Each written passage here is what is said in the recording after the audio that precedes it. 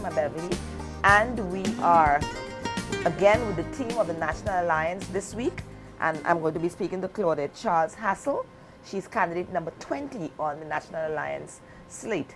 You can also look at the program on the internet. You can go to avsnewsonline.com and switch to TV programming and then on to prime time. Share this information with your friends for those who would have missed the program and would like to see it. Thank you very much, Claudia, for joining us on the program.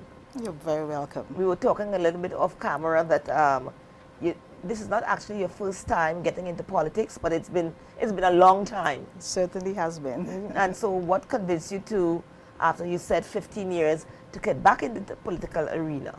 Okay, and normally folks shy away from politics for many reasons.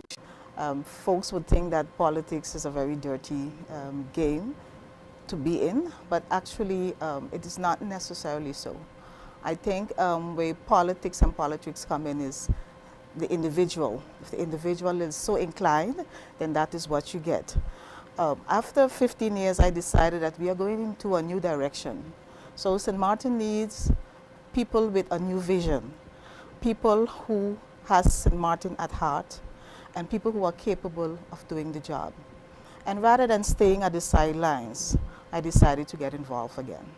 Well, did it take a lot of convincing for you to sign up with the National Alliance slate? Absolutely not. As a matter of fact, I contacted the National Alliance. Wow.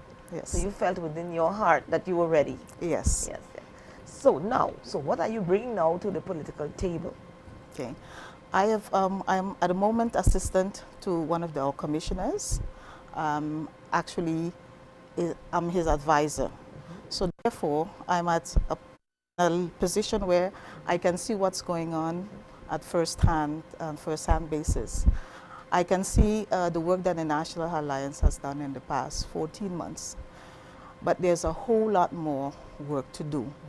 So I would like to be part of the Alliance in continuing the work that has been started in order to finish the work for St. Martin, because in the end it is the people of St. Martin who will be the ones who will benefit. So how has your campaigning been going?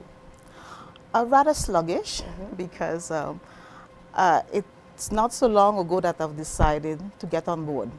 As a matter of fact, it was the same week of postulation that I decided that I need to get on board. So things are rather sluggish, but it will be picking up in a few days because it's a very short period of time. Yes. So it will be hectic days ahead. So what are the things that are close to your heart that you would like to bring on the table? Some specific issues that you would like to work on? Okay. What's very dear to my heart is education.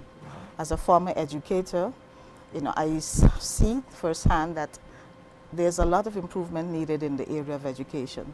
Too many of our students are falling between the cracks or at risk, dropping out of school, hanging on a corner, nothing to do, get involved in crime.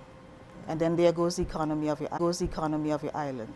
So education would be my main focus. The family also would be another focus of mine, because without a good family, without that necessary structure to give the nurturing that so many of our youth desire, they will just go astray. So the family, education, also economics, and of course crime that is closely associated with, unfortunately nowadays, the youth. Yeah. So now, what do you see as the top priorities for new country St. Martin? One of the things we definitely need to look at is diversification of our economy. We are too dependent on tourism. And yes, it has done us very well over the past decades. And my reason for saying this is, if you look at what happened in the United States with all of the economic fallout, we are going to suffer, if not now, in the long run. We will suffer from this. So we need to take some of our eggs out of the one basket and start looking about putting them in other baskets.